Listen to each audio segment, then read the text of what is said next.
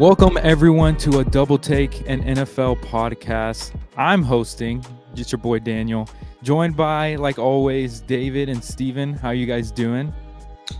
Man, doing great. Cowboys won. That's all you can ask for. Two seed me, baby. Two seed me. Doing great. So today is going to be a kind of a wild ride. We have a lot to talk about. There's a lot of things that happened in the NFL. Joining us later in the show is going to be my boy Steven. I don't know why I called Savage Steven. But there's a Savage and then there's a Steven. And Steven is going to be on the show a little bit later. So we're going to have 4 people on this podcast. So I'm really excited for that. But, diving into Cowboys talk, I'm going to start right with the controversy. The Cowboys survive a close game against Detroit, 20-19. Dak Prescott and CeeDee Lamb were the offense while the defense played pretty well until the last drive. And they played a bunch of prevent coverage that almost cost the Cowboys in the end. But the controversy of the game, obviously, David Savage, was that final call where Decker reportedly did not report, or something happened. They mixed up who did that. Brad Allen and that whole crew did get punished for that call.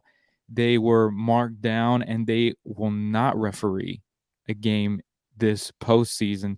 David, you first. What were your thoughts about this game and even the end of the game? What did you think about it? Well, obviously that's the big controversy, and everybody likes to take this one away from Dallas because the refs screwed Detroit. I think really when you look at it, I think the best explanation for what happened in that final possession is the Lions tried to get cute because you don't need to send 3 linemen to the referee and try to disguise what you're doing from Dallas. You send the guy you're supposed to, and you go get the job done. And what happened is, instead of confusing the Cowboys, they confused the referee. Now, the referee knew ahead of time who was supposed to be in that play as eligible because Dan Campbell walked him through it. But at the same time, when you send 3 different linemen, it's going to get all kinds of confusing for that referee. Do I think that the referee deserves blame for the call? Yes, I absolutely. I think he does. But also he also deserves blame, or that crew deserves blame for the tripping call that was called on the possession before that on Hendershot, because that didn't even happen either. And if that wouldn't have been called, we would have had a first down. We would have had ran the clock out and maybe kicked the field goal again. So miss me with the refs cost us the win. The Cowboys have the refs in their back pocket. This is probably the first time all year to where a call like that has actually went in our favor instead of against us. So I don't want to hear that, because when we brought it up, Cowboys fans brought it up, everyone's just like, shut up, play football. You can't let the refs dictate your game. But now when it happens to us, it's, oh, the refs bailed you guys out. So I really don't want to hear that. I think for me, the biggest takeaway in this game is the biggest concern that we have on our football team is obviously our offensive line and Mike McCarthy. I think that this was a game to where Dak Prescott, CeeDee Lamb were the entire offense. They just dominated. If they were just like, hey, we need to pick up, if Dak said we need to pick up a first down, he threw it straight to CeeDee Lamb, and he made the play most of the time. Defensively was probably a very, very great game until that very last possession where Dan Quinn kind of, took his foot off the gas. But they played. They stopped the run. Gibbs went off a few times, but not enough to truly, truly hurt us. Michael Parsons made his appearance, but also at the end of the game, which was unfortunate. But I'm going to say this over and over again. Man, I have complete trust in Dak Prescott in this offense to, as Savage would say, figure it out. He's just playing at a different level. His connection with CeeDee Lamb is incredible. And Brandon Cooks, when we need him to make the play in the moments, shows up and he makes those plays. So I think that this was still a great win in spite of some head-scratching decisions made by Mike McCarthy. To where a lot of times we were just left wondering, like, what are we doing? And we honestly could have probably beat them by more to where it didn't have to come to that. But that's just Cowboys football at this point in time. But I think it was still a great win. Yeah, I agree with you on almost all those points. Savage, you wanted to walk us through that last drive for the Yeah, Cowboys. Can you walk us through what you were thinking at the time? And you said before, we started the show that this was a moment where Dak figured it out. Explain how. absolutely. So it's no surprise for people that watch the show. I have this kind of take going on that Dak Prescott, ultimately, the weight of responsibility is on him to figure it out. He's the quarterback of the team. He's the leader of the team. No excuses. Get the job done. Figure it out. Let's see you ball out. And y'all two hate that take. Y'all just can't stand it. You think that it's unbalanced. You think that it's unnecessary. You think it's overly critical, which I get. It's tough, but I think it's a fair take because ultimately he's the leader. And this game was exactly what I mean by figure it out. So what happens in this game? Mike McCarthy has arguably his worst play calling game of the season. You can go back to that second to last drive, the Brandon Aubrey field goal. We got the ball with a couple minutes left. We threw the ball 3 times. Only took off 11 seconds of the game clock when we could have just ran it, made them use all their timeouts, and kick a field goal that we kicked anyways. But there was just several times. I think back to a 3rd and 13, and we run a draw with Pollard. I mean, how many times did we see just handing the ball off to Pollard up the middle when that's not the kind of back that he is? Just weird passing game. CeeDee Lamb had a great game. Other than that, Cooks had a good game. I think he had a sneaky good game, but there wasn't a whole lot going on. You had Smith get hurt in the middle of the game. You had so Egota had to step in, or then Bass stepped in for a little bit. You had Steele just looking bad in the biggest spots of the game. Everything was cooking together for it to be a Cowboys loss. The defense was hit or miss at times. This was looking like it was going to be a Cowboys lose this game scenario. And we were talking back and forth in our group chat for the show, and I was like, y'all, Dak needs to figure this out. It's the 3rd quarter. We have 7 points. This isn't good. And I said, I believe that Dak is going to have an opportunity to make it count. Dak's going to have a chance. He's going to hit his shots. And when those opportunities come, it's time to do that. So let's walk through that drive. 4th quarter, 12 minutes and 18 seconds. This is what happens. Dak hits Lamb for 11 yards. Dak hits Lamb for 5 yards. Dak hits Cooks for 21. Remember that play on the sideline? Perfect placed ball. Couldn't have put it any better. Right on the money. Dak ran for 5 yards. Dak to Tolbert for 9 yards. Dak to Cook for 8 yards, eventually for the touchdown. And in there, you had 2 runs with Pollard. You had a 10-yard run and a 6-yard run. That was a 75-yard drive, and Dak Prescott was personally responsible for 59 of those yards. Y'all, that is 79% of the yards we picked up on that drive. It was Dak doing it himself. Why was that the case that Dak had to do it himself? Because no one else was showing up. The run blocking wasn't ready. It's just bad. That's something we got to fix before we get into playoffs. Pollard, for the most part, wasn't there to show up. I mean, he had a good run, that 10-yard run, the 6-yard run. Cool, but that's, 21% of that drive. It's not all that great compared to Dak having 79% of that drive. It was all him. Steele, Dak in the back of his mind, you can't tell me he's not thinking at any point in time, Steele's going to let go and I'm about to get crushed. So he has that weighing on him. He has the Jimmy Johnson memorial game, not memorial, but like the Jimmy Johnson Ring of Honor enshrinement game. Nobody wants to lose that game. I posted on Facebook, if we lose this game, I'm never forgiving this team. I'm never forgiving Dak. He needs to figure it out. And I believed he was going to figure it out the entire time. In the group chat, I got receipts. And he did. And I get that can be a harsh stance to take of you have to figure it out in those big moments. But that's what separates good quarterbacks from great quarterbacks. That's what separates pretenders from contenders. It's the quarterback in the biggest moment of the biggest games, regardless of what's happened before, saying, I'm putting the team on my back and we're going to go get this dub. And that's exactly what happened. He had his opportunity. He took it and we won. And to go to the crazy, the penalty at the end everybody's complaining about, I have no sympathy for the Lions. First off, if you want to blame somebody, blame your coach. All right? Because in the first quarter, he passed up on a field goal that I bet you probably would have wanted those 3 points at the end of the game. Okay? Secondly, the lineman who ended up catching the pass, everyone's saying that was, oh, we got hosed on that play call. Oh, he reported, he didn't report, whatever. If they didn't get hosed on that, we would have. Because left tackles can't go catch passes. He was lined up as the left tackle on that play. It would have been illegal moving. It would have been an illegal formation. That is not allowed. You can't line up as the left tackle and then go play tight end. That's not how the NFL works. So they would have missed the call on that if they didn't call what was already. Only one lineman can report each play. And you have 3 linemen running up to the ref. I mean, what do you expect to happen in that moment? You have all those people in AT&T jumping up and down, screaming, making all this noise. And so, then that play call happens, whatever. Move on. You back up. Take the PAT at that point.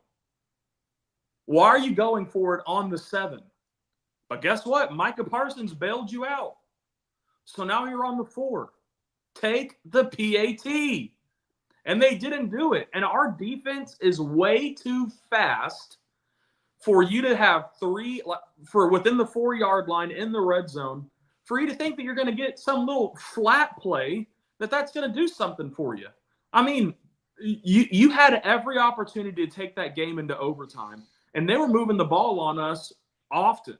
Now, what would happen is they would move the ball, and then they would go for it on 4th down, and we'd get a stop. That happened so many times. When the Lions are in the opposition's field on their side of the 50, he goes for it 52% of the time on 4th down. The dude's coaching like it's Madden. You can't do that in the NFL and expect to win these big games against playoff teams. Sure, do that against the Vikings without Kirk Cousins. Do that against the Packers. Do that against but against teams that are serious, you can't have all of that happen and then try to blame the refs and somehow Cowboys fans, like, oh, your team got lucky. And I heard, look, I'm excited to meet Steven, and I'm not saying he's this kind of Eagles fan, but I had so many Eagles fans complaining to me about how the refs helped us out. And if that's the Eagles are complaining about the refs helping a team, I think we've missed the plot of this entire season. Okay, so I have no sympathy for Detroit. I don't feel bad for Eminem. I don't feel bad for Dan Campbell. I don't feel bad for the Lions, and I hope they come to AT&T again this playoff, and we'll beat them like a drum like we should have this time. That's where I stand on this game. Dak figured it out. Good job. Yeah, I think the only issue that I have is that Dak figured it out, because it wasn't that Dak figured it out, is that everyone showed up when they needed to. Because you talked about how bad the running game was in the beginning of the game, but then you highlighted the fact that Pollard had a 6-yard run and a 10-yard run.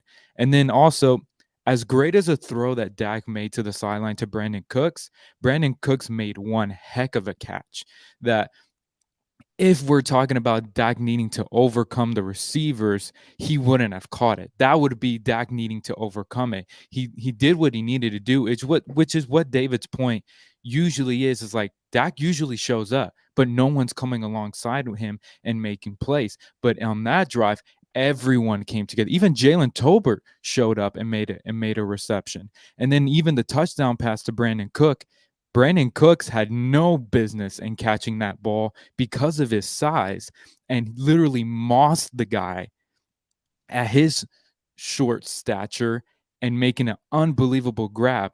I think that's kind of what I expected out of Dak, to make those type of throws and those types of plays. But what we weren't expecting was his teammates to be like, hey, Dak is hanging in that pocket. He's going to deliver a throw. I got to make sure I coming down with it.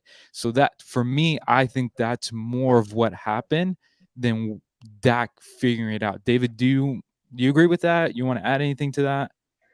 No, I think I absolutely agree with you. I think we've seen throughout this season if Dak Prescott is the Dak Prescott of the season, we win all of our games this year. It's just the moments into which Dak has put players in position to make the plays that they need to. And it's like earlier in the game, Tony Pollard, Dak is pressured. He throws a ball to Tony Pollard, and Tony Pollard just flat out drops it. That if he catches it, he picks up the first down and probably almost scores. Well, Tony Pollard probably wouldn't, but you get points at least out of the drive. You get points out of the drive, and there was a lot of times even in past games where like I would highlight in the Miami game where Dak made so many plays that were called back because of holding penalties, illegal shifts, this and this and that, to where even when Dak has tried to figure it out, his own team gets in his way. And so I think this is a game to where I think we still can say that Dak was still on this drive. He wasn't just good, but he even elevated his own play and said, I got this. I think you can still say that to where because we're talking about the elite ball placement to Brandon Cooks 2 times.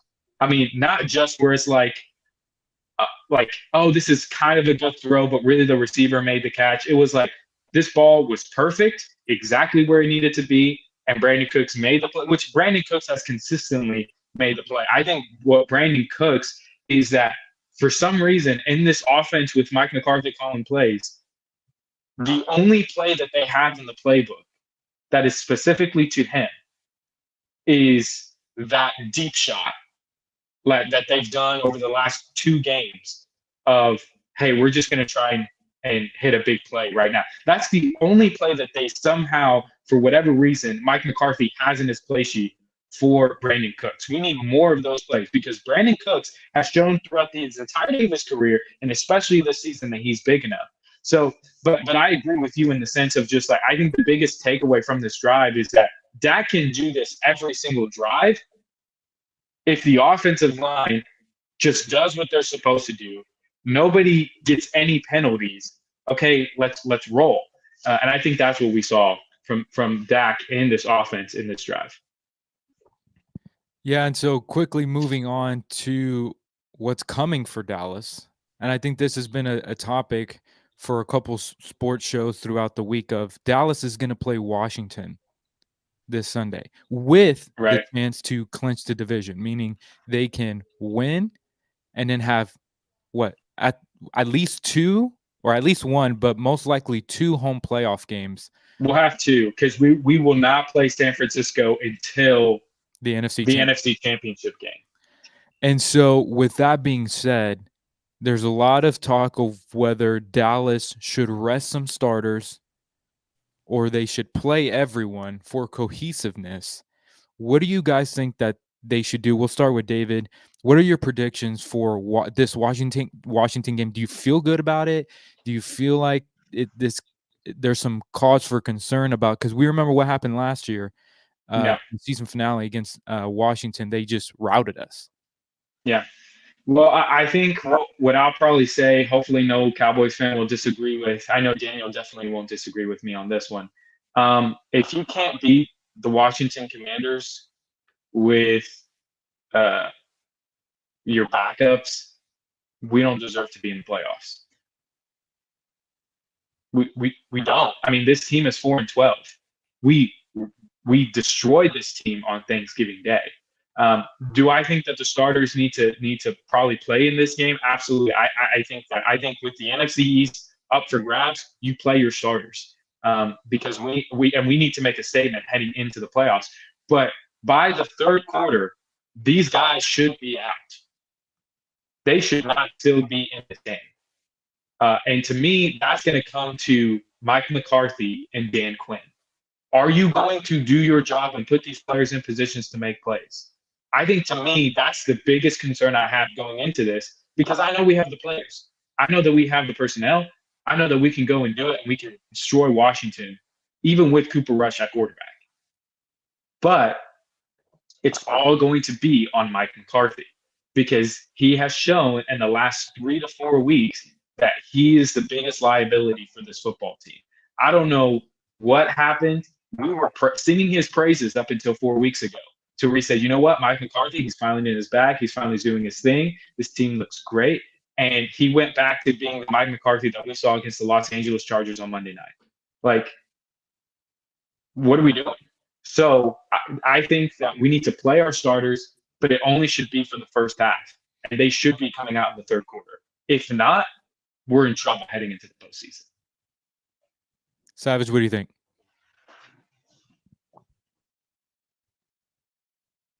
I muted myself. I think that going into this game, you hear a lot of people say that we're bad on the road, which I get that. We haven't been good on the road. But I'm not worried too much about this game. I don't know if I'm quite as far as David of if our backups don't beat their starters, we shouldn't be in the playoffs. That seems, because at the end of the day, it's a divisional game. Divisional games are always crazy. I'm not a big rest your starters guy, especially towards the playoffs, like 1 week away from the playoffs. We need all of our starters to play. And then I agree with what David said, though, on this. Like, if we're up by 28 in the third, sure, we can rest our guys then. But, man, we still have stuff that we need to figure out as a team. If our run defense has looked fantastic, sure. Maybe we can think about that. But our run defense has not been good. And going into the playoffs, you need to pack your run defense in your bag. Now, granted, I don't think Washington's going to be a good test for our run defense, which means then you can only beat who's on your schedule. So we need to make sure they have under 60 yards of rushing is what I'm going to be looking for this upcoming Sunday in the game versus the Commanders. But, I want to see Steele have a clean game with no sacks going into the playoffs. I need to see that. They don't have Chase Young anymore. And so their main guy's not there. I need to see him absolutely dominate the line of scrimmage. I need to see Tony Pollard not look like he broke his leg last year. He just hasn't been the same guy. And I don't know if he just doesn't trust his leg right now or what it is, or, I don't know what's happening, but he needs to get it in gear a little bit more. And, I want to see a big Ferguson game. Just because I think there's going to be times in the playoffs where you go against some of these teams that have two good corners on them that you're going to need to utilize your tight end. And I think that we have such a over-talented, underutilized weapon in Jake Ferguson. And I need to see him have 8 catches for 90-something yards and a touchdown. Like, I need to see one of those kind of games for me to feel like, okay, we're ready for the playoffs. Right now, based on the seeding, we'd be playing Green Bay. I'm not nervous about Green Bay. And so I think that we'll be fine. But this week, this needs to be a clean, polished, week 1 and week 17 needs to be the same. I'd love to see a 40-0 win heading into the playoffs. Everybody's feeling good. The vibes are immaculate. Let's go get this thing done. So that's where I'm at. Yeah, I agree. Yeah, for me, I believe the starters need to play. But like David said, if we can get them out at halftime, that'd be ideal. At the very least, we need to get Tyron Smith out of the game. Maybe Zach Martin, those guys who are more prone to injury. Yeah, those guys need to come out as soon as possible. So yeah, I agree. Let's get some good drives, some good series out there, and then let's pull them. That's what I would say. Yeah. But David, I think we have our guest has arrived. He is here. And so if you could welcome my guy. He just moved into our apartment yesterday, and he is gracing us with his presence. The king of Philly. Why'd you kick him? Oh. Well, I'm just trying to get them moved around in the right spot for the graphics, but all right. Yeah. And so, Steven, we're going to be talking about your Philadelphia Eagles now. Philly losing to the Arizona Cardinals 35-31 on a last-second touchdown drive by Kyler, which moves the Cowboys into the number 2 seed, which means the Cowboys will have 2 home playoff games and won't have to see San Francisco until the NFC Championship game, should they get that far. Now, Steven, for those of you who don't know, Steven has had issues with his Philadelphia Eagles all year long. And so his fears, the last time we talked, have come to fruition. So Steven, I have a couple questions for you, but just to kick this off right now, how do you feel about your Eagles? How disappointed are you in the team as a whole for dropping a game that they should have won? It sucks, honestly. Like, a team with so much talent. I think we can all agree here. Like, no matter, how big the rivalry is, how much you might hate the team, whatever, this Eagles team is like insanely talented. Like, it's not even fair for the league how talented this team is. What Howie Roseman has done to get this team together is absolutely insane. And the expectations just aren't being met. And I'm almost to the point to say, do you make a complete just coaching change? But I think Sirianni's going to get another year just because obviously his record is pretty freaking great. I think he's like 36-15, I think, in his 3 seasons that he's been here, something like that. And obviously we had a Super Bowl appearance last year, top-ranked offense, top-ranked defense. And I think this year solely has to do on just poor coaching choices that he made in the offseason. Hiring Brian Johnson to be the offensive coordinator, who I get why he did it. He worked with Hurts last year on the offense. Like, he was already part of the team. So that chemistry was already there, sort of. But he wasn't calling plays. So that's a whole other thing. So hiring Brian Johnson probably now was the worst decision that could have been made. Sean Desai, I'm gonna be honest here. I don't think Sean Desai was as horrible as what they made it seem like, and demoting him and putting Matt Patricia as the DC. I think Sean Desai was fixable. But with all that being said, the DC and the OC are not cutting it right now, and it might not even be that. It might just be that the players aren't performing well this year.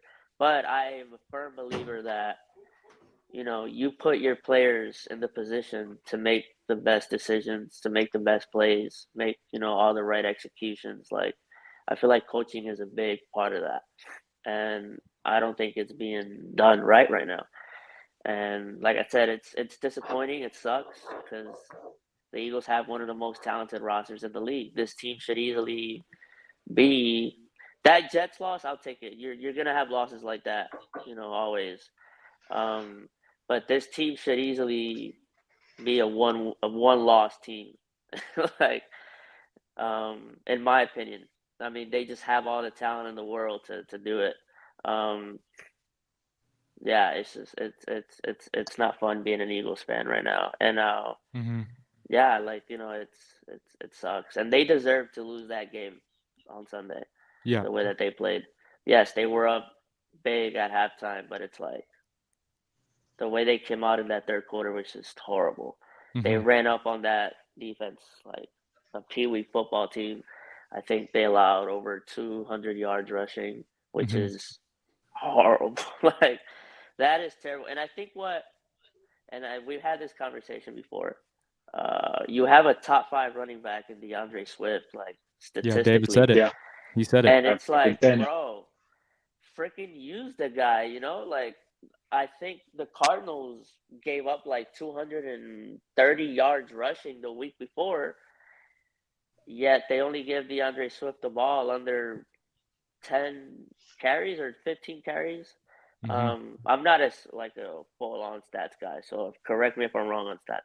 But he did not get the ball as much as he should have. Like, DeAndre Swift should be carrying the ball 20 times a game, like, minimum. And I get that the league has changed. You know, it's whole RPO thing. It's more of a passing league now, but it's like that running back position is still important. I mean, look at Christian Hmm. McCaffrey. The guy is freaking killing it in San Francisco. And having him doing what he's doing literally has opened up that entire offense to do anything that Right. they want to with anybody. Mhm. And respects to them, you know, they freaking killed us. They're routing any teams that, you know, are in front of them. And I feel like that's what the Eagles could be if they did things the right way. And it's not rocket science, man. I don't know if you guys saw the game, but there was a I critical watched it. I drive. watched There it. was a Yeah. critical drive towards the end, bro. It's like second and 2 straight 20, quarterback draws. two Mhm. straight quarterback Terrible draws to calls. First and to the 20, same second side. and 18. Yeah. Yeah, to the same side, and then it's third and 20, and they want to give a freaking screen to Screen Julio class. Jones. Out of all people, you freaking run a screenplay to Julio Jones, who's not even the fastest runner on the field. Like, And it's then just, blocking for him is the skinniest receiver that you have on your team, oh and my he ends up getting gosh. injured because of it.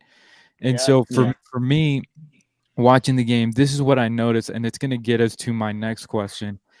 Watching Jalen Hurts in that game, there's many times where he was going up and down the field on Arizona. There Yeah. was one drive in particular that he threw a pass to Devontae Smith, and he had like grass in front of him Yeah. Yeah. and just drops it, and that kills the drive. Yeah. And Yeah. meanwhile, David has been saying this for I think 2 years now about the Philadelphia's defense, the fact that they're just a turnstile, you know. And I believe even in the first half, there were times where they weren't. I don't know if did Arizona punt at all. They were driving down Yeah, the no, they field, didn't. and then they had to take 3 instead of scoring points, but they were getting down the field. Mhm. Hmm. And then in the second half, what would have helped, it was just one drive that Philly didn't score, and it was on that drop pass. Yeah. But other than that, Jalen played a really good game. Yeah. There were some Yeah. throws that he had in that game where it's just like, Mhm. man, those were ropes that he just. Yeah. And this is where I'm headed now, because this has been coming out. I mean, I'm mostly seeing it on Cowboys Twitter, but were we Dangerous too place to be. quick to crown Jalen Hurts, or is it time for us to have a conversation, or is it something we got to look at Brian Johnson first? For me personally, before Stephen goes, I'll say what I believe. I believe Brian Johnson is the issue. I really do. 100%. 100%. Yeah. I believe he's an issue. Now, if we're having the same conversation next year, same thing that we do with every other quarterback, if we need more than 1 year to see if they're elite, I think the same thing. We have to keep that same energy when they have a down year. I believe if Jalen Hurts plays again like he did this year, then we need to start having a conversation, because I believe that, the narrative that was thrown around for Dak last year about the turnovers. Dak had 1 year of turnovers. He's a turnover machine. That this is who this is who he is. Yeah. And I believe the same narrative is going to be thrown out there about Jalen Hurts, Yeah. because you're talking about a guy who last year only had 6 turnovers total, Crazy. and then now I think he's among the highest, if not leading the league in turnovers. And so for me, I think that's going to be slapped upon him, and I think the same thing for Dak. We have to see that for more than a year for that to be our narrative. But Steven, what do you think? No, I agree, and I think, I mean, if you look at what happened last year with Dak, he was under Kellen Moore, offense coordinator. Was it last year or the year before that? But It was both years, and Dak carried him. Keep going. yeah, Dak. Yeah, those are probably like the worst years that Dak has had, and so I think it's really important, man, to have a good offensive coordinator that can not only have a good relationship with their quarterback, but just develop them, make them better. There are some coordinators that will take a great quarterback and literally decline them. It's been seen in the NFL before. I mean, so Like a Nathaniel Hackett with Russell Wilson. Oh my gosh, dude! Bro, I am still shocked that Russell Wilson is playing the way he has been We'll playing this talk year. about that. Yeah. Yeah, that's another thing. With Jalen Hurts, yeah, I mean, I think that's fair to say. I firmly believe that once the season is over, and gosh, dude, I'm not saying we're gonna make a run because that's impossible right now. A part of me is like, bro, just end the season tomorrow, fire everybody, and call it a day. Um, so yeah, like when Brian Johnson gets fired, when they make the defensive coaching changes, whoever they hire next year will truly say like, hey, because they might hire a really good guy that a lot of people vouch for. And what if Jalen has a terrible year? Then it's a Jalen issue. But they might hire someone that that's good, and Jalen might have a good year. So I don't think it's on Jalen, honestly. Yes, there are some plays where it's like, bro, what are you doing type of thing. But he doesn't do that frequently. The last time you saw him do that was his rookie year, where he took over as the starter. He made some boneheaded plays, and I think the following year, where he finally got a full season under his belt, I think was 2021, if I'm not mistaken. I think we played Tampa Bay in the playoffs and we lost that year. Or 2020, it was one of those years. It was 2021. Yeah, and that year he was like up and down, but he showed flashes of what he could be. And he had the same OC though that year and the following year. So you saw him getting better as the year went along. With this year, with a new offensive coordinator, you don't see that like, oh yeah, he's getting better. It's just like he's here the entire time. Nothing's happening. They're literally putting him in terrible positions to make terrible plays. Freaking quarterback draws on 1st and 20, like, and it pisses me off because Brian Johnson in a press conference, he's talking about like, oh yeah, we did that to try and catch teams off guard. Like, bro, your offense Run is it predictable. twice. Everybody knows what's coming. Like, you're either gonna do a design quarterback run, a screen pass, or an RPO, and maybe DeAndre Swift won't even run it. Jalen Hurts will keep it, and it'll be a loss of yards. You want to So surprise people? Give the ball to Swift. literally, bro, like that's Yeah. what they need to do. So Mm-hmm. yeah, Daniel, I think it can be the same for Hurts. Like, if they have the right offensive coordinator, the guy is gonna be a beast. Like, we've seen he can make all the good throws. We've seen he's a great runner. I don't know how he's been dealing with, because I know he had a knee injury like midway through the season, that's been like bothering him, and it shows whenever he runs. He just runs slow. He doesn't run as fast as he did last year. Yeah. Um, so I don't know if that had anything to do with it as well, but either Yeah. way, like, he hasn't. I'll be the first to say, yeah, he hasn't been performing, to his contract, because he got a massive contract last offseason. Yeah. And so, but I think 80% of it, or 90% of it, is Brian Johnson for sure. And so hopefully that changes next year, because Jalen Hurts, we can all agree, despite everything, the guy's a winner. Like, the guy finds ways to win. He's a team leader, despite what the media freaking shows, because they're always trying to stir something up when teams are losing. The guy's just, he's it, man. He's that guy, and so I don't know, man. We'll see. All right, well, it's time for me to let the dogs loose, as David just texted me just now. So, David, go ahead. What is your belief about Jalen Hurts? I can only speak to me and what I've said about Jalen Hurts coming into this season, because of the way that he performed last season and even in the Super Bowl last year. Like, to me, it was, in most cases, I don't do this. But again, because of the performance in the Super Bowl, I looked at Jalen Hurts and said, he's a top 3 quarterback right now. I mean, I trust him over Josh Allen. At that time, I trusted him over Lamar Jackson. At that time, I trusted him over even Dak Prescott. And so based on last season, I mean, I put him at 3rd. Now, in hindsight, looking back on it, I think I crowned him too early to make him a top 3 quarterback. Just because even with the OC change, it can't look this drastic of a change, and that's what we've seen from Jalen Hurts. And again, this is something that I mean, I do for Dak Prescott. It's something I do for other quarterbacks. So I'm trying to be fair here. And there were some interceptions thrown this season that Jalen Hurts made that cost his team games. And we can blame Brian Johnson all we want, but there also is some accountability that Jalen Hurts needs to have himself.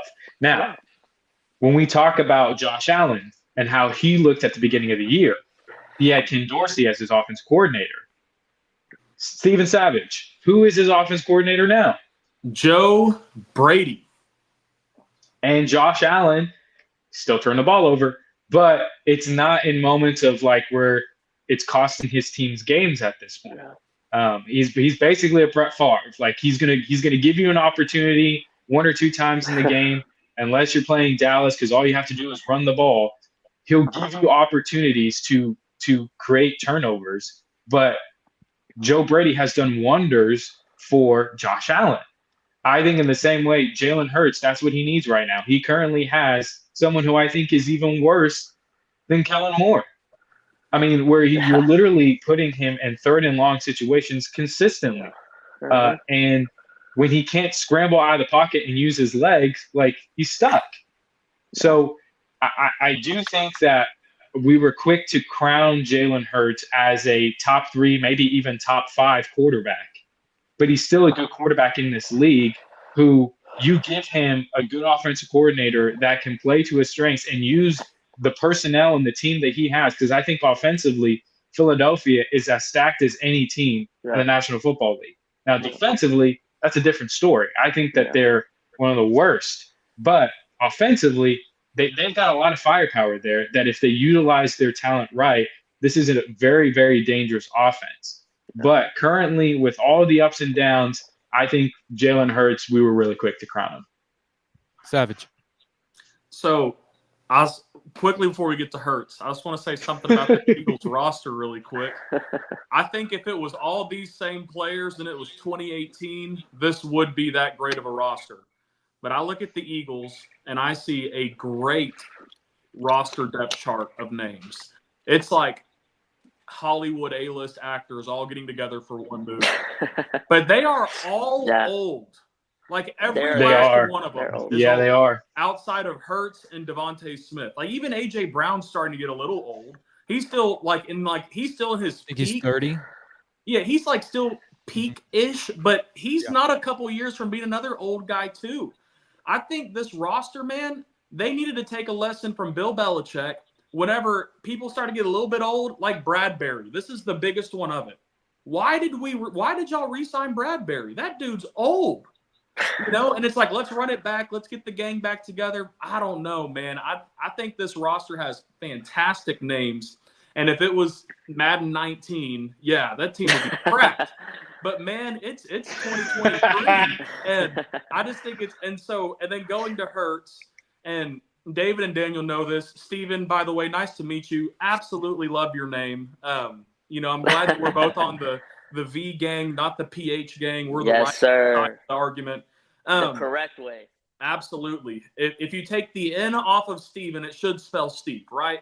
And so we're correct in this. But I've never been a big Hurts guy. Last year I gave him props because he deserved it. But even back in college at Alabama, he got benched for Tua. He goes to Oklahoma, which David, sorry, not sorry. And Oklahoma beats a weak Big 12 conference, goes to the playoffs, has to play a real team called LSU, and gets absolutely mollywopped by Joe Burrow. I mean, it wasn't even close. I think the final score to that game was 63-28 or 63-20, something in that range. I mean, it just wasn't even close. I think Hurts had 1 touchdown, 2 picks that game. Yeah. It wasn't a good showing for him. He goes to the NFL. His rookie year wasn't that great, right? And then that man showed up. Yeah. Shane Steichen enters into the picture, and Hurts looks incredible. And then I believe, and Steven, I'd love to hear if you agree with this. Yeah. The worst move the Eagles have made since letting go of Andy Reid, Shane Steichen leaves the building.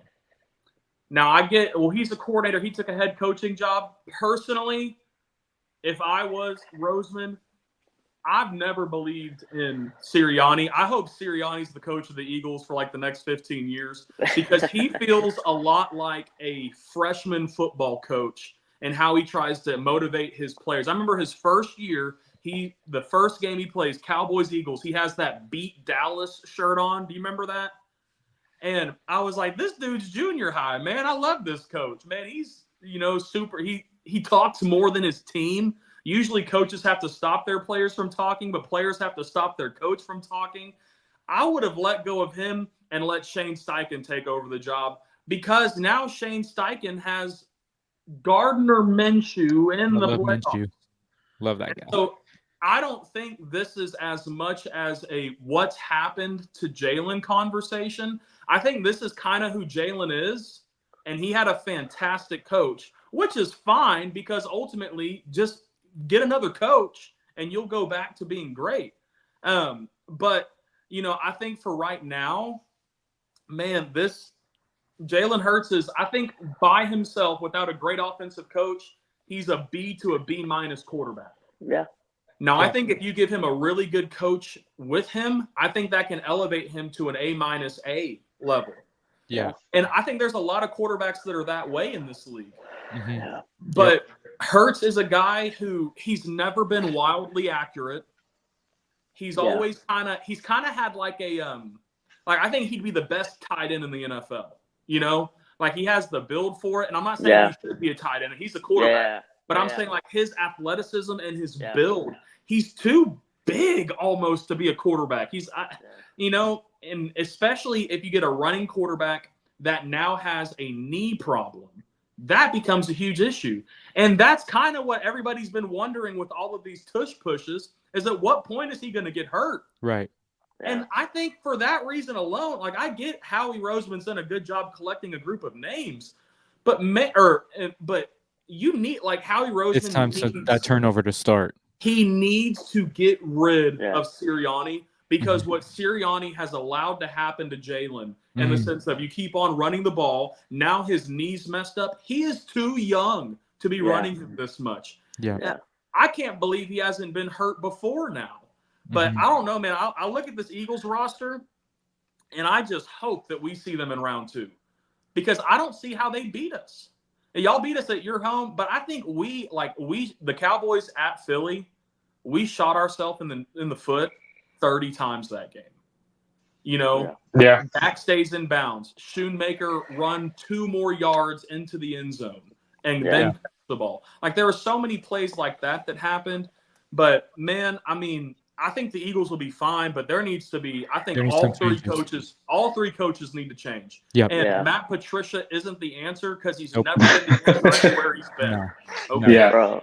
Yeah. So, but man, I can't. But I'm not going to sit here and act like seeing y'all's demise isn't like a late Christmas for me. But I hate it for you, Steve, and I really do. You seem like an awesome guy, and I'd love to hang out. But man, I love what's happening to your team. Oh no, man! Listen. We all know what happens come January, so I'm gonna just leave it at that. It's true. Not saying until it changes. Until it changes. Steven, it's what I've been saying but ever it since. hasn't changed. It hasn't Yeah. changed. Yeah. We will see.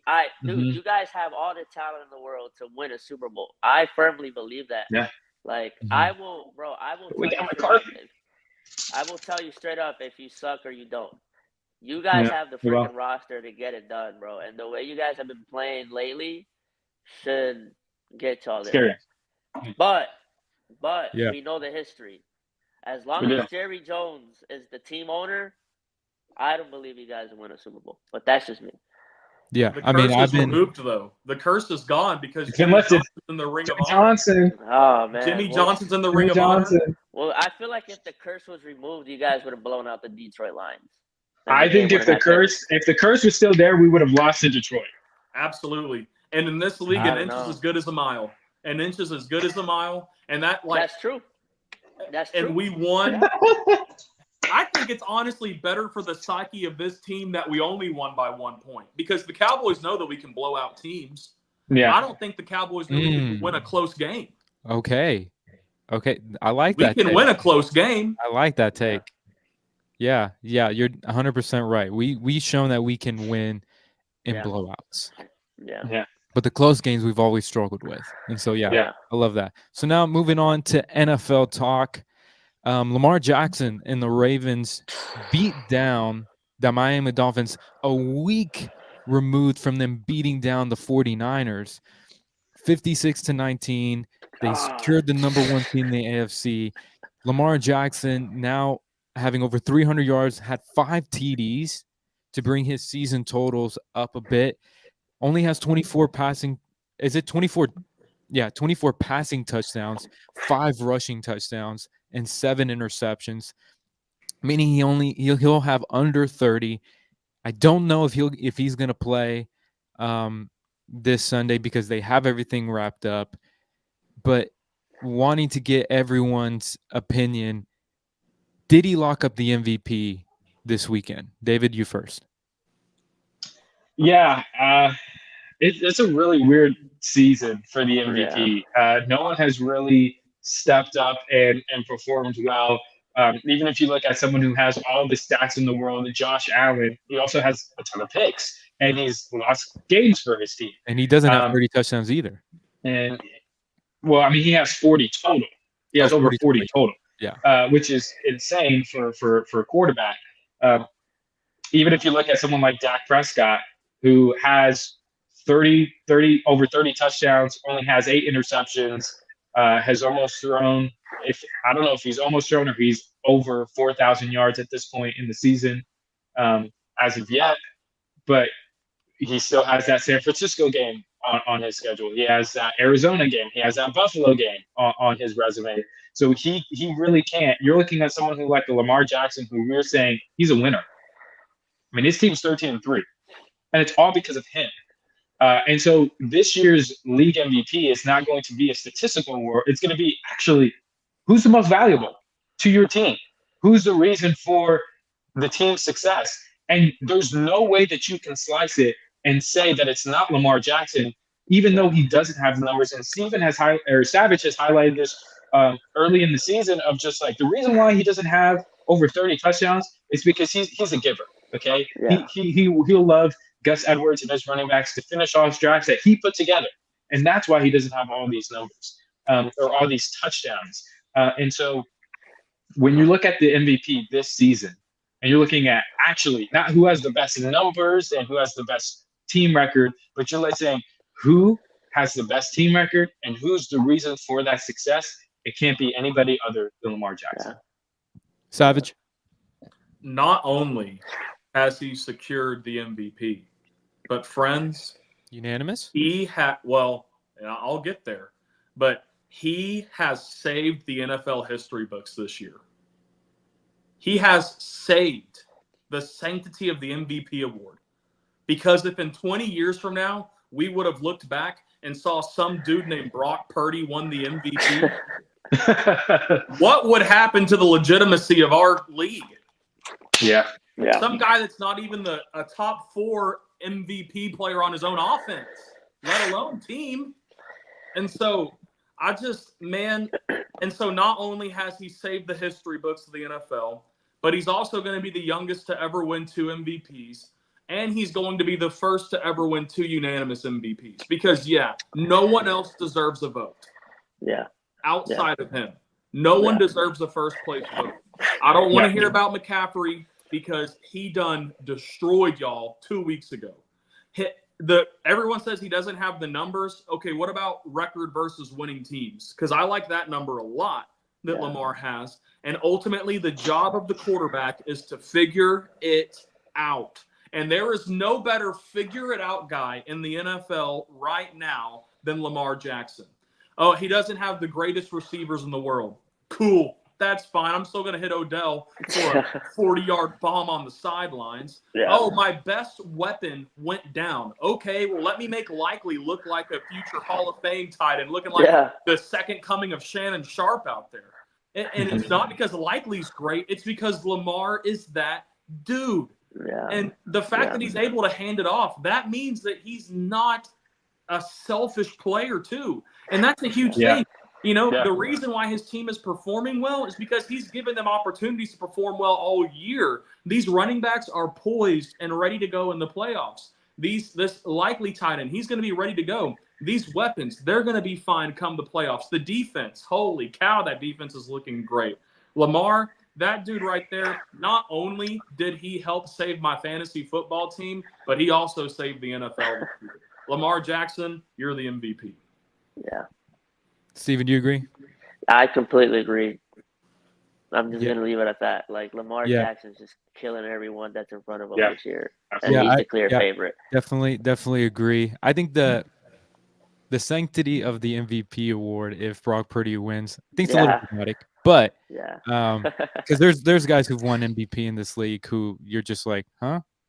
You know, it's happened before. But in this day and age, with as many stars and just generational talent that there is, it couldn't be Purdy. There's no excuse for it at this point. You know what I mean? Yeah. Like back in the early days, like you know, everyone was kind of the same, and there's like maybe a few that were elevated. But now it's like Lamar. You look at Lamar, and it's just miles far and away from what Purdy has done this year, just on like you said, degree of difficulty alone. And so I think Lamar will win the MVP. Will he win it unanimously? I think there's still some Christian McCaffrey detractors that are still in favor of him, but all the smart people know that it is Lamar Jackson. And I think he's I think another way to look at it is he's also shattering the mold of like, hey, what is an MVP? Yeah. I mean, to me, that's the biggest point. I mean, if we look at solely at numbers, we're going to be very, very confused about who's the most valuable, because I don't think who's their backup quarterback right now for Baltimore? Do we know? Is it Snoop Huntley, Pro Bowl quarterback Snoop Huntley? Yeah. So let's say it's Huntley. Huntley is would Huntley have this team at 13-3 right now? No. Right now. Like, no, he wouldn't. They would be 3-13. And so, to me, most valuable, just that's it. Bar none. Just the most valuable. Forget it. Looks like we lost Daniel. All kinds of Wi-Fi interruptions. So we're going to go ahead and we're going to move on. I'll take over from here until Daniel comes back. So our next topic, we're going to talk about Russell Wilson. So the Denver Broncos this past week benched Russell Wilson as he did not restructure his contract that would give him $38 million if he didn't pass his physical in March. So this conversation started after the Denver Broncos beat the Kansas City Chiefs, and they were still alive in the playoff hunt. Now, Wilson, he has finished his season with just over 3,000 yards passing, 26 touchdowns, and only 8 interceptions, but he did pose an 7-8 record. Steve, Savage, I'm going to start with you. What are your thoughts on Russell Wilson being benched? Whose fault is it? I think Russell Wilson being benched is exactly what should have happened. You can't risk him getting hurt at the end of the season, and then you're going to have to pay him all this more extra money. I get it. He seems like a sweet guy, and that's cool and everything. Like that's great, but he's not a great quarterback. I wouldn't even go venture to say that he's a good quarterback at this stage in his career. I think Sean Payton is still a really good offensive mind. I think Sean Payton still knows how to call plays. I think Sean Payton can make any quarterback look pretty good.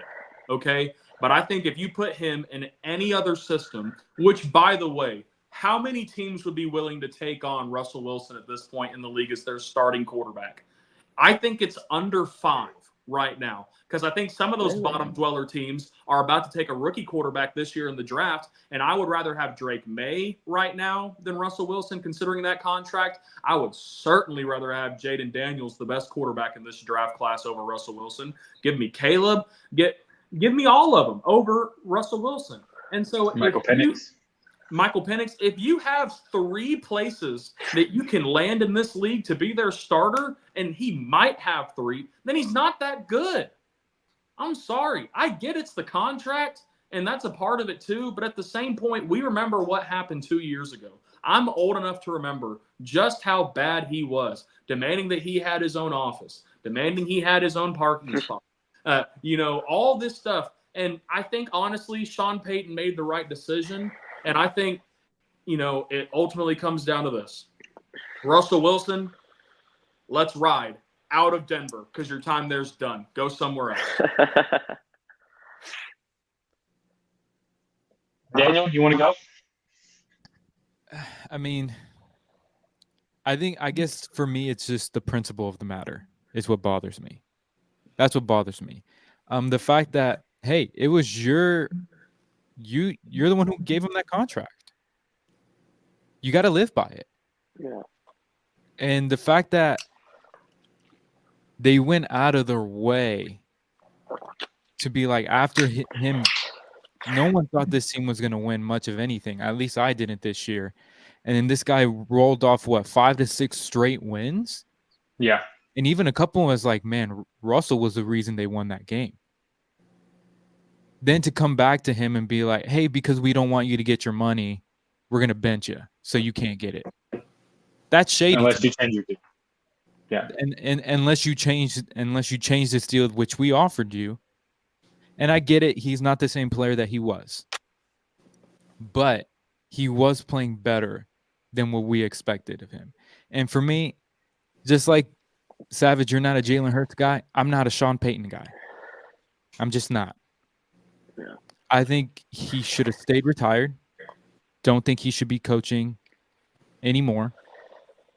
I think what he did to Russell in that Detroit game on the sideline was unacceptable, unprofessional, and demonstrative to where I don't think anyone should respect his leadership either.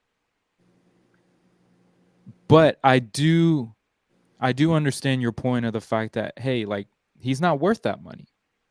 And I understand and I get that. But you paid him that money. You got to eat, you got to swallow that. Yeah. So for me, it's more the principle, the thing that I have a problem with. But I mean, it is what it is. I mean, we can't change it, and they did what they thought was best for their franchise, but it doesn't mean it wasn't shady, and that's what I believe. Yeah. Yeah. Steven? Yeah, I didn't like the move. I've always been a Russell Wilson fan. Yeah. Even though he destroyed us a bunch of times. But that's just being a fan of the game. Like, the guy, he's had that it factor for many years, man. The reason why he won multiple Super Bowls. So it kind of sucks, man, that they did what they did to him. I think he still got some left in the tank, if I'm being honest. I just don't think Denver, like, even when he got traded to Denver, I was just like, why Denver? Denver to me is just not a fit for Russell Wilson. I don't know what it was. I just don't think it was his style, like his vibe. I don't know. It was really weird. I don't know why they sent him there. And then on top of that, you get Sean Payton, who I agree with Daniel, to me isn't even like, shouldn't even be coaching. I was never a fan of him. I think he's a product of Drew Brees. That's just me though. Same thing with Bill Belichick. I think Belichick is a product of Brady. And so I don't think it's fair to him, to be put in the position he's been put in. I feel like he's been put in a position to fail. And yes, they gave him a contract and stuff, but I feel like they should have done more for him, for that type of caliber quarterback, And I don't know, man. I hope next year, he either goes to another team and, they surround him with good people that want the OG Russell Wilson back. Because, like I said, I think he still has it, man. Yeah. But at a high level like he used to, no. But I think he could be a solid, like, game manager still, because the way he's been playing in Denver is horrible. He's been playing better this year, but I don't think that's like the true Russell Wilson that we've seen growing up and loving. Like, so I don't know, man. We'll see. I don't think it's all on Wilson. It's definitely just the organization itself. I think it's very evident they just don't want him in the building. Yeah, Well, They just don't want him in the building. And to Savage's point too, like for that much money, I think if he gets released, I don't think he's gonna get that money. Yeah, he won't get that. I think he'll but get like journeyman level money, maybe a little bit more because of his pedigree. But, yeah. Well, and to me, this is. I think we might be forgetting one detail and why we shouldn't be surprised that this has happened. And believe it or not, this is actually a defense for Sean Payton. Okay. Russell Wilson probably was not Sean Payton's choice. I mean, we know that he knew that Russell Wilson was the quarterback when he took this job, but he was like, I'm going to do it for 1 year, and then I'm going to bring in my guy, whoever I want to be the starting quarterback of this football team. Yeah. And we knew that from the way that Sean Payton was talking about Russell Wilson, even in the offseason, of calling him out, saying this and this and that about his quarterback. Hey, quit kissing babies. You're not a politician. You're a football player. This and this and that. Him yelling at him on the sidelines in a big game. But I think we have to remember this is also the Denver Broncos, who since John Elway has been a trashy organization just in general. They don't know how to choose quarterbacks. They just don't.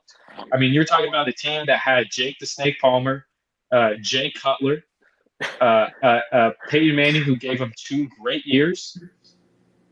And then you had Case Keenum as your quarterback, Teddy Bridgewater, Paxton Lynch, Brock Osweiler, Drew Lock.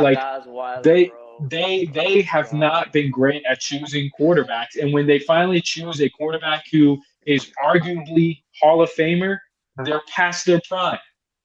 So when we're talking about the Denver Broncos and who they're able to take and who they're able to select at quarterback, they miss every single time.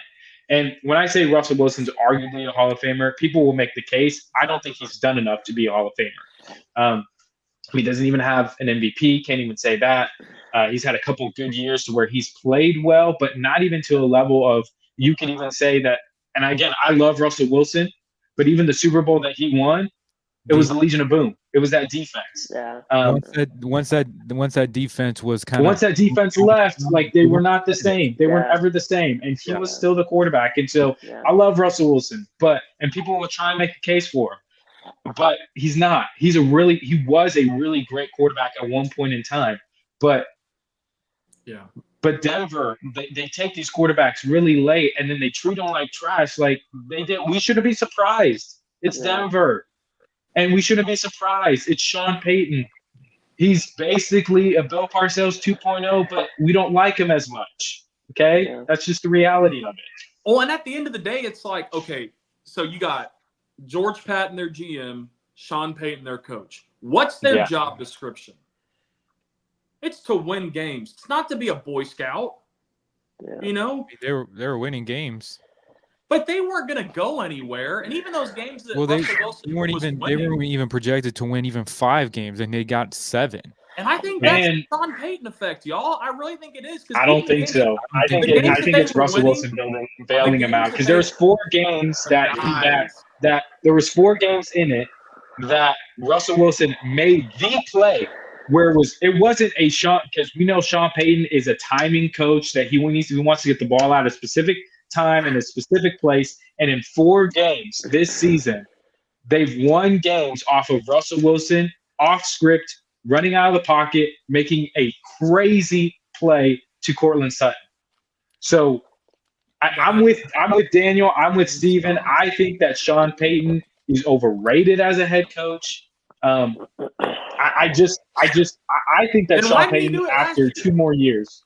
Why was there no running around plays last year? Because he had Nathaniel Hackett as his coach. But the coach doesn't matter because Sean Payton's not calling for him to run around, and there he is running around and making all these plays. Coaching doesn't matter then.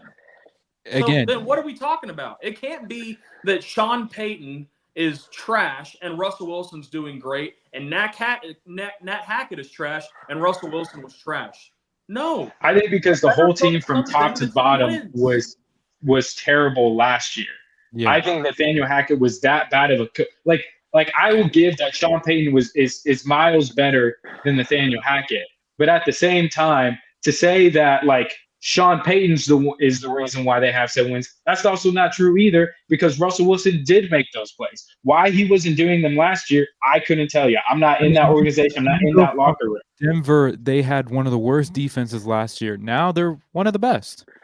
Their defense wasn't one of the worst last year. It was. No, it was one of the worst last year. Their defense was better last year. No, their defense is better this year. They had a pretty good defense last year. I remember, because like you said with the Eagles, they had great names. They just weren't performing last year. Now, could that have something to do with the offense not living up to expectations and giving the ball in short fields and having a punt after a minute? That could have something to do with it. But this year, the defense has actually played better. No, last year, because there was that whole meme of like the Broncos would be, 14-3 if Russell Wilson would score 19 points. And they were literally tracking how many touchdowns Russell Wilson has versus bathrooms in his house. And it wasn't until week 16 that he had more touchdowns than bathrooms. And I did look it up. Last year, the Denver Broncos had the 14th ranked defense. This season, they're ranked 26th. Yeah, they were better last year. Okay. Their defense was cooking last year. Yeah, their defense was the bright spot of their team. And they still couldn't do nothing. Yeah. Yeah. And so I think, man, yes, and I want to be very clear here.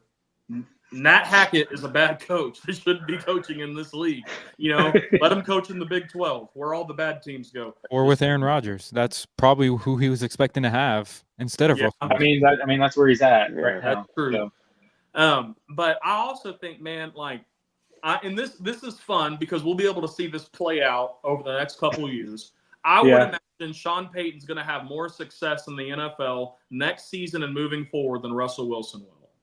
I mean, I think you're absolutely right. The issue isn't like, oh, Russell Wilson's so good that he needs to go somewhere else and play well. But it's just like, hey, like this guy was playing well.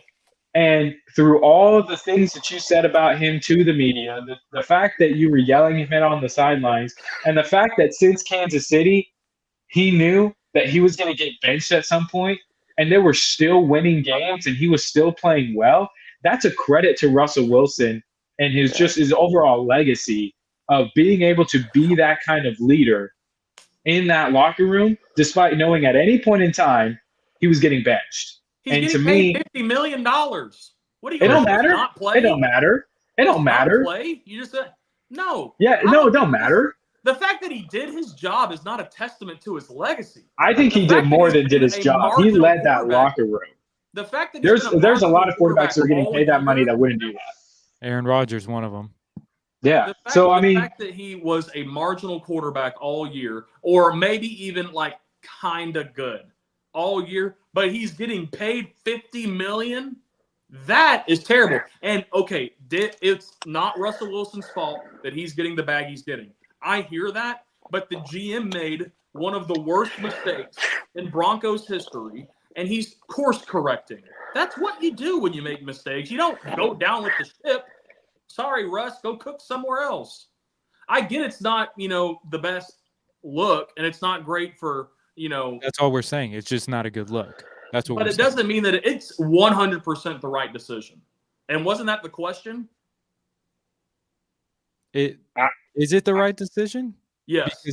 Because now you're in a point where everyone's looking at you sideways.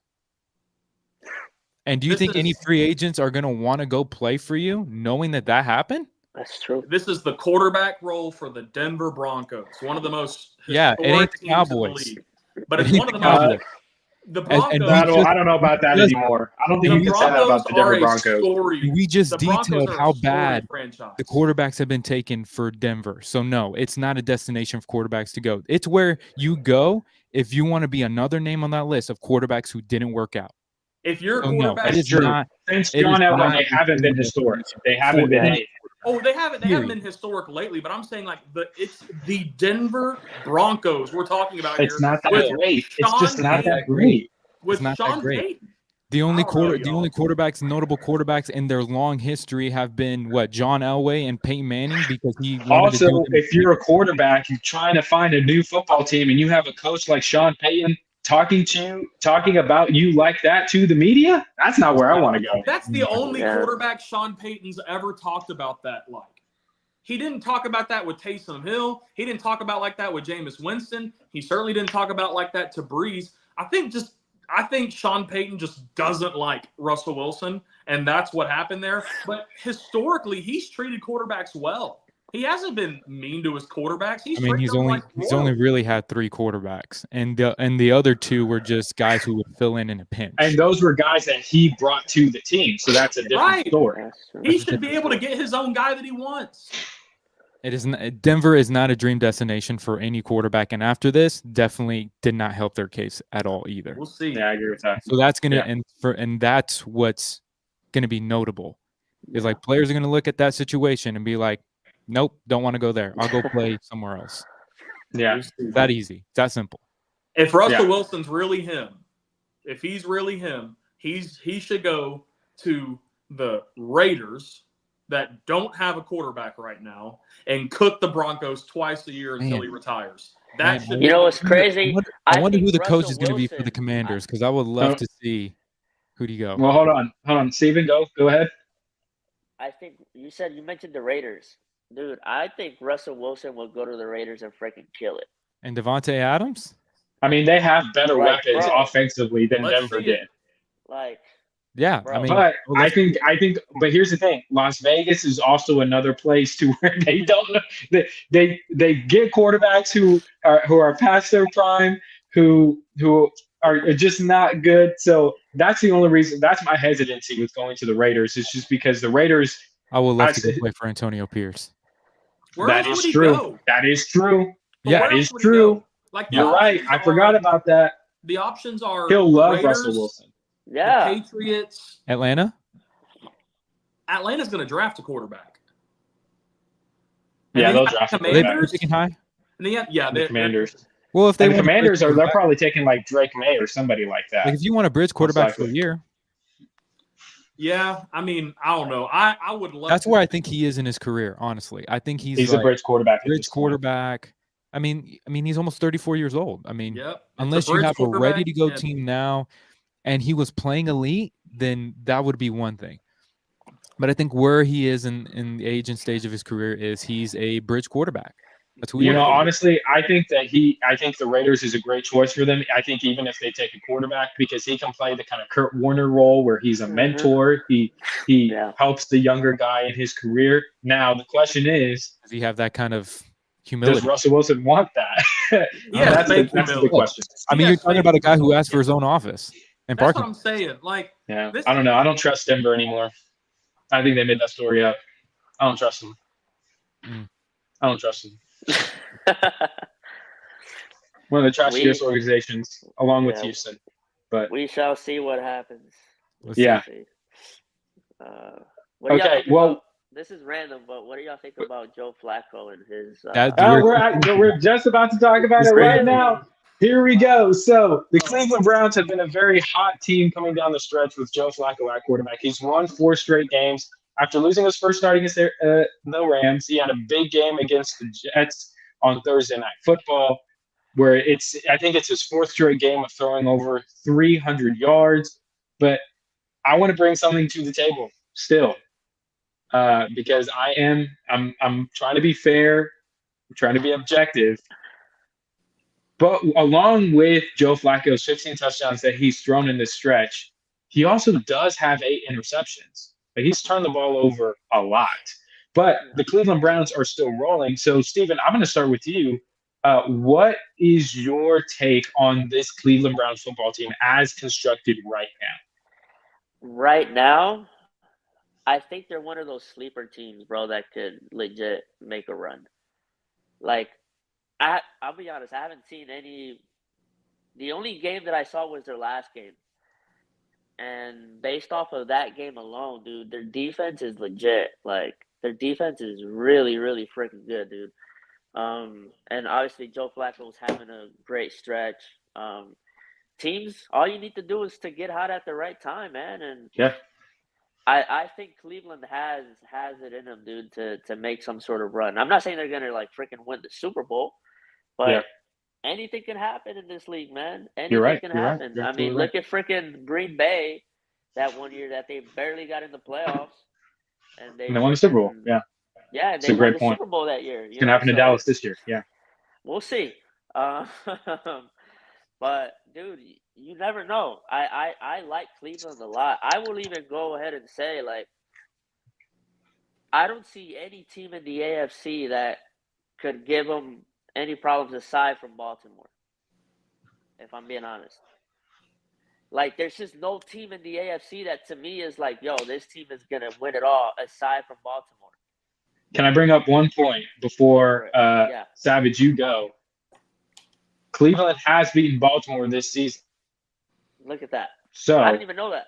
that's on their resume too. But Savage, what about you? I think that Cleveland has shocked me some, but I'm not backing off of my take. Joe Flacco, this is a big debate with Joe Flacco, or should he be the comeback player of the year, DeMar Hamlin? And I think personally I lean Flacco because Hamlin's only played in one game. And I get it. He died basically. Like he almost died. Sure, I see that. That's like, it's amazing what happened with Hamlin. But the dude doesn't play football. I'm sorry. At some point, we need to kind of just give it to the player who has taken his team into the playoffs, and it's like it's because of him. That's just my stance on it. But I think right now Cleveland is a team that will beat Jacksonville in round one of the playoffs if the playoffs were to start today, and then they would go to Baltimore in round two and lose by 30. Maybe not 30, but they're going to lose pretty strongly. Multiple scores. I don't think so. So I think Cleveland is a one and done team. They're a divisional and done. And, but their defense is balling out. They're playing good. Mm-hmm. I just think that Flacco, the gunslinger mentality is great if it's 2006. But offenses are too good. Lamar is too skilled, too precise, too pinpoint for that to work against them. And that defense has been cooking. And if I remember correctly, it wasn't like they destroyed Baltimore, right? No, it was a close game. Didn't look great. He did not look great against that defense. I think Lamar's in a different level right now than he was. Yeah. His Early in the confidence season. is higher, absolutely. He is being surgical, and this Baltimore team, man, they're going to be doing fantastic in the playoffs until they run into Dallas. But I agree. Yeah, for sure. I'm with you, Daniel. No, I'm in the belief. I just like those little subtle stuff. Yeah, that's how we work on this show. Yeah. I'm in the belief that with stable quarterback play, they can be competitive in any game. Anything can happen. I don't think it's going to be a 30-point victory or even a 10-point victory against Baltimore. If they lose, I think it'll come down to the wire. Just because, yes, Baltimore's defense is great, but so is Cleveland's. Yeah. And what Joe Flacco is doing is, it's not like it's just him. No, they have a great running attack. They run the football, they control the clock, and he has one of the best route runners in the NFL in Amari Cooper, who's just balled ever since Joe Flacco got there. Not only that, but another guy that has been on another level since Joe Flacco got there, David Njoku. Like, I had David Njoku in my fantasy team, and I had to start him over Jake Ferguson because it seemed like every single week David Njoku was balling out. Yeah. And so I think with his experience, Joe Flacco's experience, and his calmness and the command that he has of an offense, they can be competitive against any team. I truly believe that. Now, like Savage said, it seems like Lamar Jackson and the Baltimore Ravens are just playing at another level. So it wouldn't – it's even dumb to say it wouldn't surprise me if Baltimore beat them. Like, what would be surprising, because I believe Baltimore's the best team in the NFL right now. It would shock me if they beat Baltimore, but I think they can be competitive against Baltimore. That's what I think about Cleveland right now. I think so too. And dude, this Cleveland team reminds me of, and it's probably gonna sound biased or whatever, but I don't care. That This Philly Cleveland, team, this team literally reminds me of when we won the Super Bowl, where Nick Foles came in and just demolished everyone in front of him like it was nobody's business. Like that's what I see in this team. I mean, that's what my dad literally thought Joe Flacco was Nick Foles. Yeah, like this is the second coming of Nick Foles. Like this is Nick Foles is dead in some other parallel universe, and he resurrected in Joe Flacco's body, and now we're getting this. I don't know, man. I think Cleveland has a strong case for the Super Bowl, and I'll even go ahead and say right now, my bold prediction is I think it'll be Cleveland and San Francisco in the Super Bowl. Wow. You went all the way there. I went all the way there. And if I'm wrong, I'm wrong. It is what it is. But Cleveland's not going to get blown out in the playoffs. If they'll lose, it's like you said, it'll be like it'll be the close. it'll be last possession type of thing. That would be great for Lamar's legacy if it came close and he won it. Oh my gosh, dude! Beating Joe Flacco would be great for his. On the Magic carpet ride that they're on this year, yes. But I'm saying a defense like Cleveland, and because of it's not beating Joe Flacco, it's beating that defense because of his past woes in the postseason and overcoming a great defense to win the game. A defense that got him last time. Yeah, they sent him home last time. Yeah. I'm for Cleveland. I'm pretty much at the same place that I was when I made that prediction over a month ago. I think Cleveland is still a really good dark horse team in the playoffs. They'll beat Jacksonville. If they do play Baltimore, I think they'll be competitive. I don't know if they'll win. If Joe Flacco continues to play ball like he is now, they're not winning. They're not beating Baltimore because Baltimore's defense is really, really good. Way more. Let's not pretend like Joe Flacco has been playing Baltimore the last 4 weeks. I mean, he's played the New York Jets, who have no offense whatsoever. So your defense is gas. Okay, so I'm going to pump the brakes on. I mean, I still believe in Cleveland where I had them. I still believe in that defense. But Joe Flacco is going to have to be playoff Joe Flacco for them to have a shot at beating Baltimore. So you still have them as the number 4 team in the NFL? Because that's where you had them when we had this conversation 6 weeks ago. Because, I mean, I have Baltimore, and I still have San Francisco. Okay.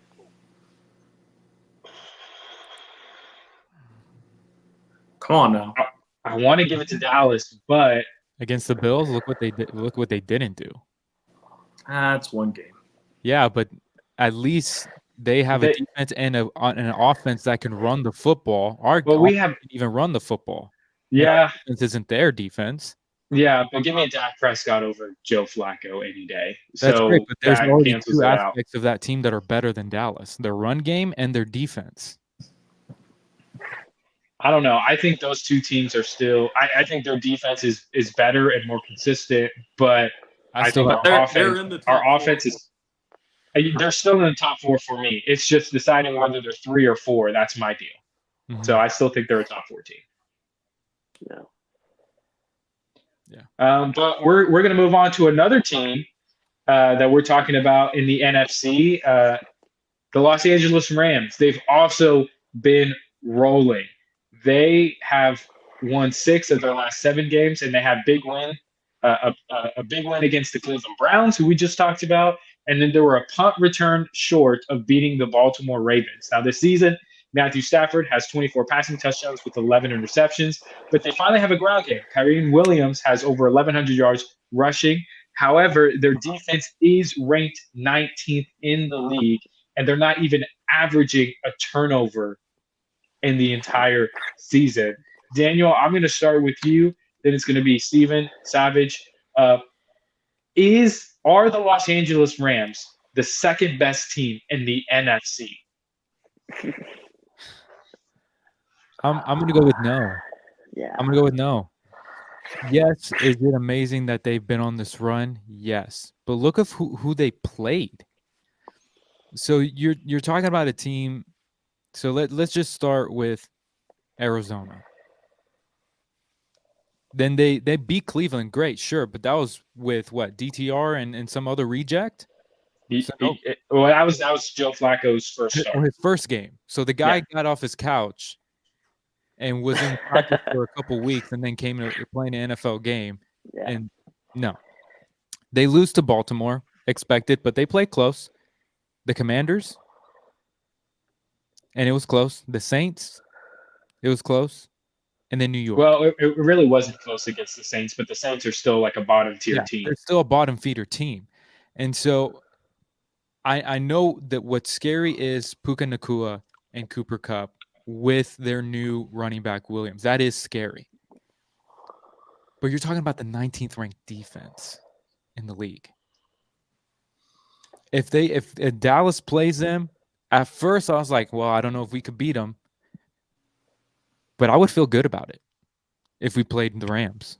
I mean, look what we did. We smoked them early in this year. And especially if we get them at home again. No, I don't think they're the second best team in the NFC. Are they 3? Maybe by default. I don't even think they're 3. I think Detroit probably is 3. Yeah, Greg, Detroit's 3, and so no, they're not the second best team in the NFC. Not even close. Yeah. It's a great story, but with that defense, come on. Steven? Yeah, I agree. I agree. There's not much to be said. Yeah, they had a great run and stuff, but there's just so much better teams. I don't even think they're top 5, to be honest. Now, this is by default because what's their record right now?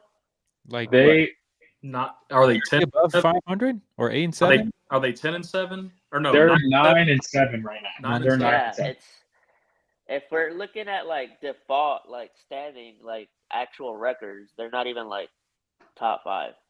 The Eagles should be in there somewhere. They're currently the 6th seed. Okay. And are they not? Oh yeah, 6 because the Packers are 7. His Phillies 5. Yeah. Yeah, and but that's record wise, right? That's not because they won their division or anything like that. Right? No, they're in that position because of they didn't win the division. Yeah. Okay, that's right. Wait, who won that? Oh, duh. The 49ers. Yeah. I'm tripping, bro. Yeah, I don't even think they're top 5, and they're clearly not. I still pick the Eagles over them, even though the Eagles have been freaking atrocious the last few weeks. But these are things that are fixable. It's not like it's a talent thing, right, with the Eagles. The Rams are legit. They've been playing well the last few weeks, but like I said, I don't think they're still top 5. I think they're first round exit, in my opinion. Yep. Yeah. They're playing the eventual Super Bowl champion Cowboys, so yeah. Yeah, I don't know about that. But... Savage. Yeah, so I don't think the Rams are the number 2 team, but they are undoubtedly the number 3 team in the NFC. There's no doubt about that in my mind whatsoever. And here is why. Ultimately, the 2 contenders, in my opinion, for the number 3 team are between the Rams and the Lions. I think those are 3 and 4. You look at the quarterback, Stafford versus Goff. I'm going to go Stafford.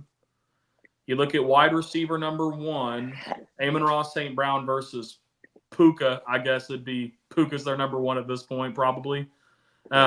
I would give the nod to Amon-Ra, but I don't think it's a huge gap. I don't think it's a monster-sized gap. And then you have the number 2 receiver, Kupp versus J-Mo. Like, who's the Lions' number 2? Between Jameson Williams and you got Sam Laporta. Okay, so I'm certainly going the Rams on that.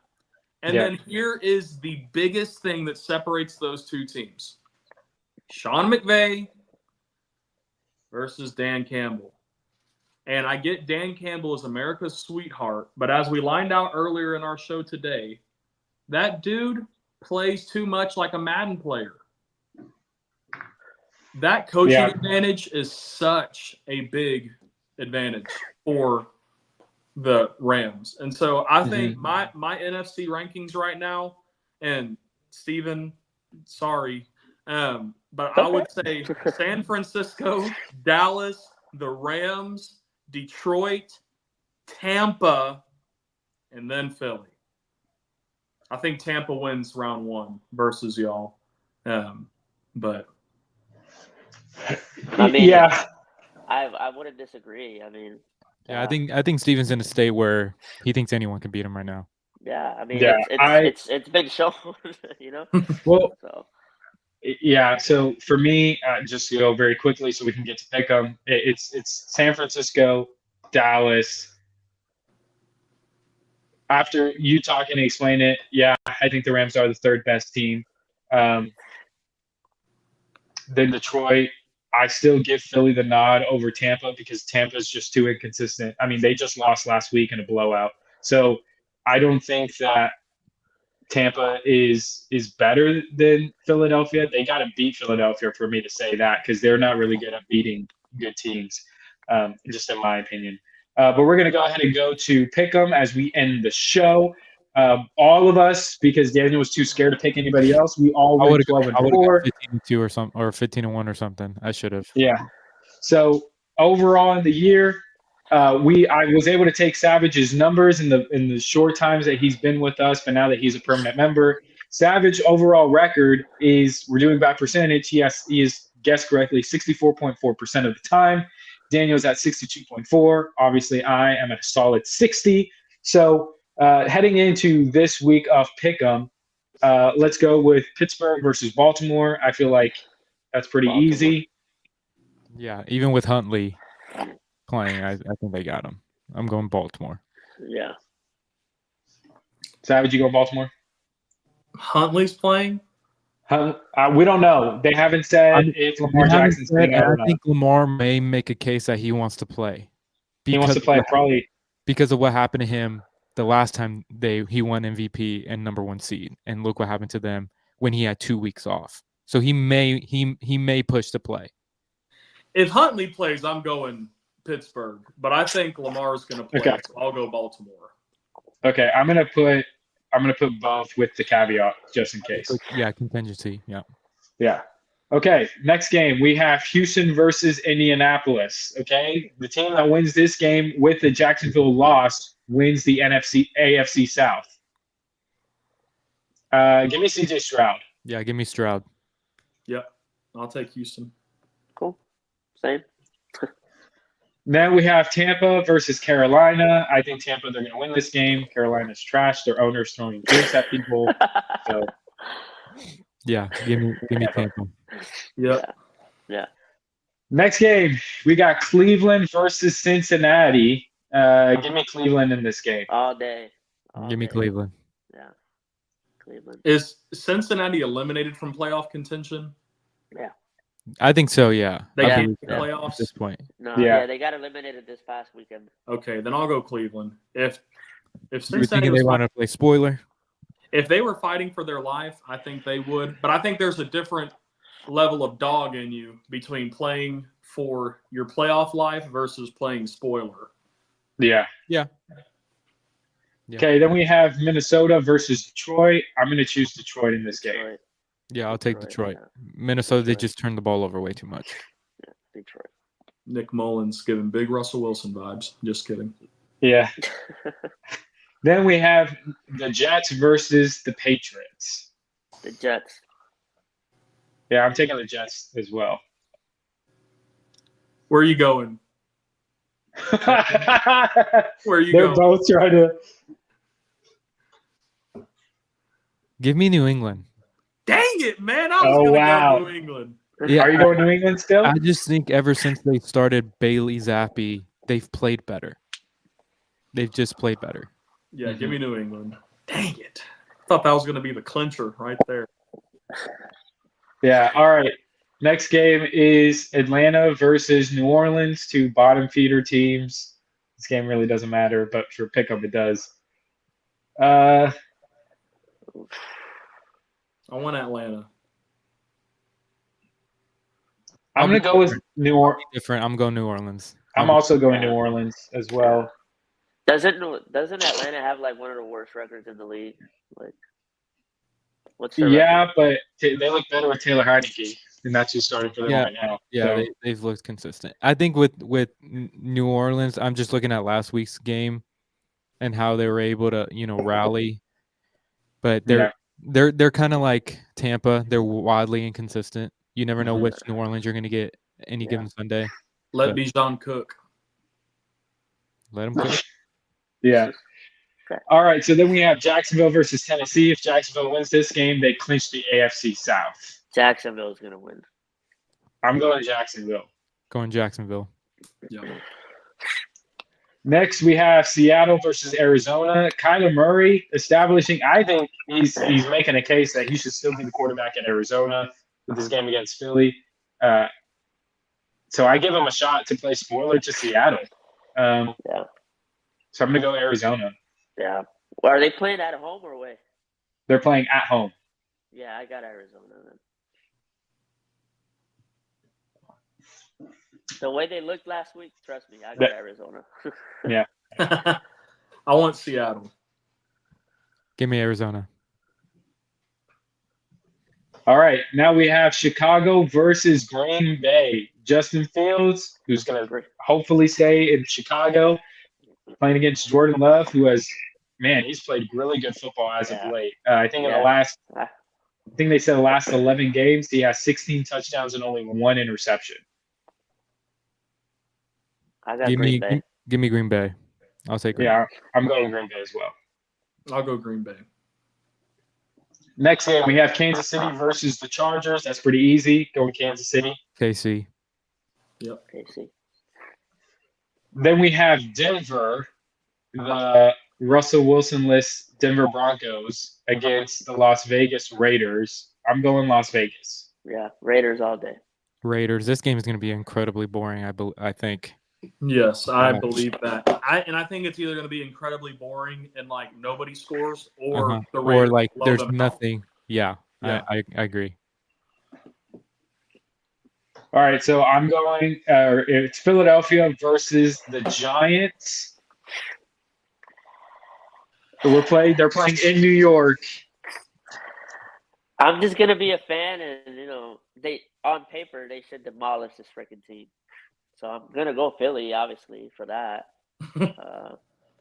I don't know. I don't know what to expect at this point. Yeah.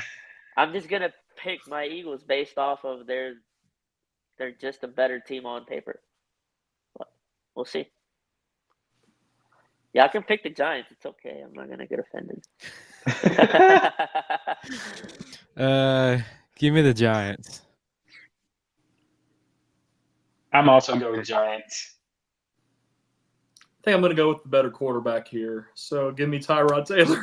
Wow. Oh my gosh. Wow. So I'll take Philly. All right. So now we have the Los Angeles Rams versus San Francisco. San Francisco all day. Yeah. Unless they rest their starters, then give me LA, but yeah. I mean, yeah, because they already got the number 1 seed. They got the 1 seed, yeah. So they don't. There's no need. I guess the caveat. Well, I feel like Savage should still pick San Francisco because even if Sam Darnold plays, he's better than Brock Purdy. So he's got to obviously show out. Better. Obviously, I didn't say he was better. I said they were the same guy. I didn't say he was better. This is a sneaky divisional round matchup. It is. Potentially. Yeah.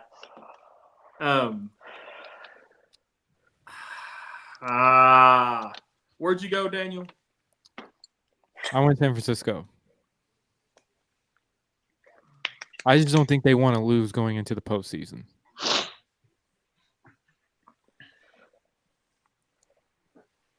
I want to pick the Rams, but we've already deferred on so many different picks, so I'll go San Francisco. I think you should go San Francisco since you made the case that Sam Darnold and Brock Purdy were the same guy. Hall of Famer. I believe they'll have the same output. Yeah, so I'll go San Francisco. Okay, good. Savage believes he's Just a Hall. staying on it. All right, so next game, Dallas versus the Commanders. I'm going The Dallas Commanders. here. I'm Wouldn't serious. no? This honestly, is it would listen. not surprise me. There is a huge upset alert because last year when we played, they killed us, They did the same thing. Exactly. and our starters were Exactly. playing. Exactly. And the So- reason I'm picking them too is because our division hopes are still alive. And if you win the division, you get an automatic home game in the playoffs. Right. So if Dallas loses, and I mean the Giants are the Giants, I think we're gonna beat the Giants. We'll see. We'll obviously win the division, but it's any given Sunday, you know. I'll take Yeah. Dallas. I'll Yeah, take get- Washington. Give me Cowboys by 24. Wow. Give me Washington. See, by A road It game?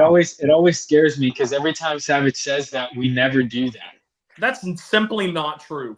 Yeah, I've gone back because I've had to listen to to put your record together. I've had to go back and listen to the past week's pickup, and every time you said that, the Cowboys haven't done that. No, there was one game that I said that we were going to roll. What game was that? I I don't remember. said, Was it Washington the first time? I said we were going to roll on Washington, and then I said that we were going to roll Philly the second time we played them. He did say that. I remember Okay, that. you're right. Never I mind. said it wasn't even going to be close remember against that. Philly He the did second say time. that. My bad, buddy. I spoke out of turn. I crossed the line. I'm sorry.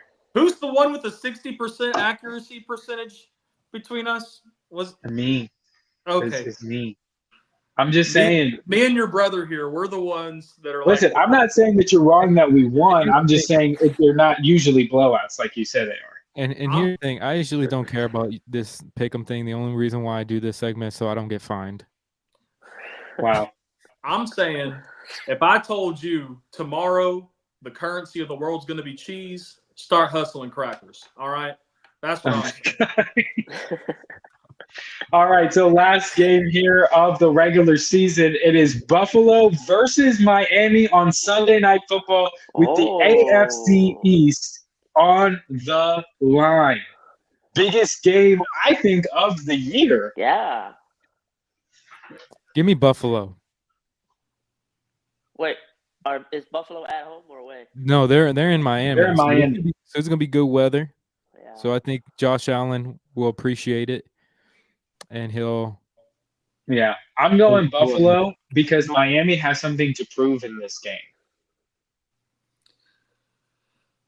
I'm going to go with my preseason AFC East champion pick. Give me Miami. All righty. Man, we So got that is going to do it for us here on Double Take an NFL podcast. Steven, thank you so much for joining us. My Being brother. Thanks for a having fair me. sport. brother. Really enjoyed you on the show.